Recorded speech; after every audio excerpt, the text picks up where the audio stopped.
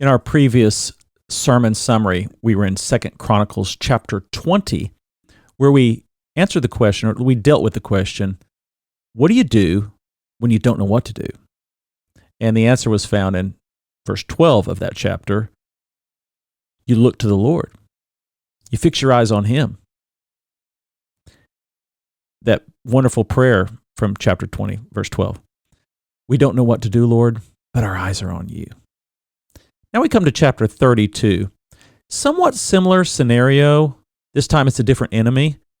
King Sennacherib of the Assyrian Empire had come into Judah, the southern kingdom, and he had besieged the fortified cities, according to chapter 32, and he was on the verge of conquering their capital city. And so the people sought the Lord as to what to do.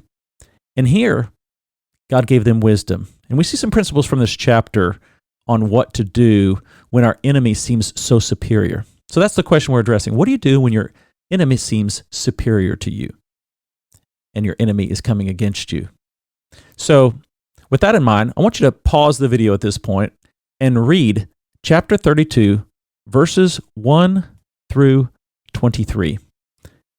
2 Chronicles chapter 32, verses 1 through 23, and then continue the video where I'm going to share with you 3 principles from this passage on what to do when your enemy seems superior.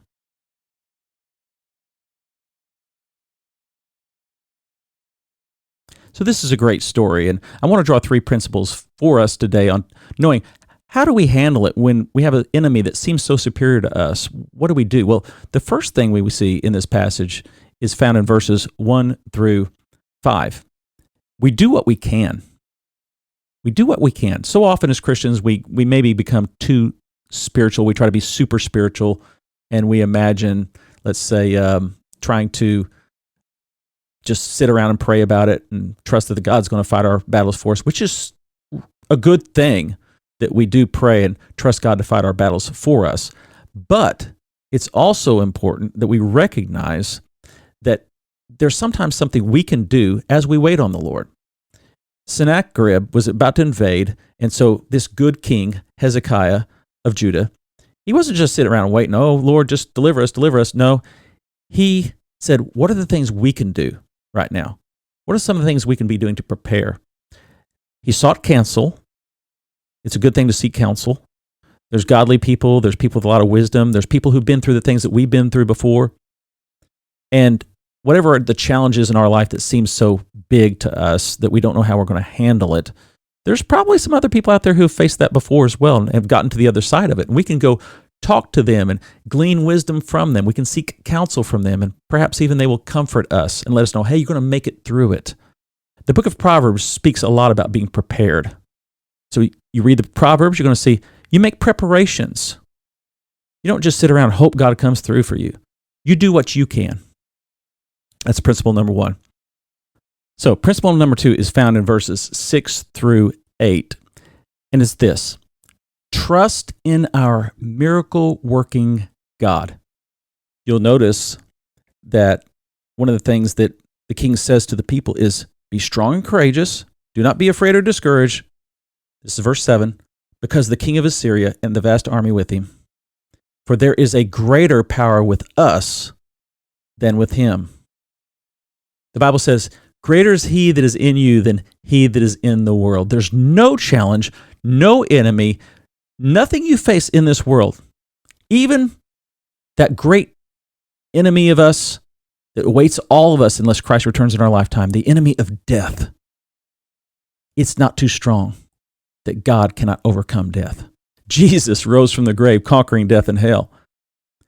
God is bigger than any enemy we will ever face. We need to remind ourselves of that. We need to encourage one another with that. God is sufficient. He's big enough. He's strong enough. He's good enough. He will get you through it. Principle number 3, pray. Call upon God. He loves that desperate prayer of God, save us. God, rescue us. God, deliver us. Without you, we will lose. Without you, we'll be defeated. Without you, we're helpless and we're hopeless.